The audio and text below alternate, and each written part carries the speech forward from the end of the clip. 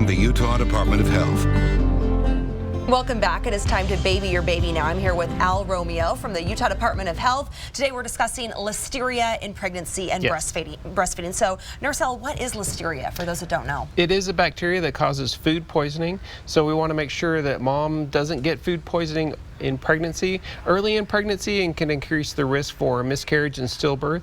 Late in pregnancy, it can make baby come early and baby can be infected, so we don't want baby to have those complications. Yeah, Listeria is concerning. Where are some of the sources of Listeria in pregnancy? So commonly you'll find it in your uncooked meat and seafood, in your raw dairy products. Sometimes it's on raw vegetables and fruits. So again, make sure that you're doing the usual food handling processes, cooking your meats, make sure your dairy products are pasteurized, washing your fruits and vegetables. Lunch meat was always hard for me because I love a good sandwich, and you can still have one as long as the deli meat is heated to a certain temperature, right? Right. So if it's, you know, fresh from the store in the package that says fully cooked, you're fine. When you go out to eat, make sure that they're reheating it because it can get contaminated from other things. Yes, heat it up. Okay, and what about hot dogs? I know people always have questions about that. Is it okay to eat a hot dog? It's okay to eat a hot dog, but cook it first because it has a lot of different things, can have contaminants in it. What are some of the symptoms of Listeria? What if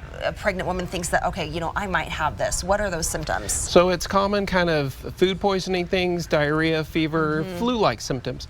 Not everybody has these, and it doesn't happen right away. It can take a few days or even a few weeks to have those, but it is a bacteria, so it can be treated with antibiotics. Yeah, that's what I was going to say. What are any further treatments that need to be done? I mean, if you do think that you might have contracted Listeria, what do you need to do next? Go to your doctor immediately? Go to your doctor, and they'll figure out which bacteria that it is, because there are other things that can cause food poisoning.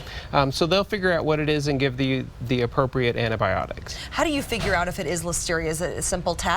They will do a culture to make sure that it is that bacteria, correct.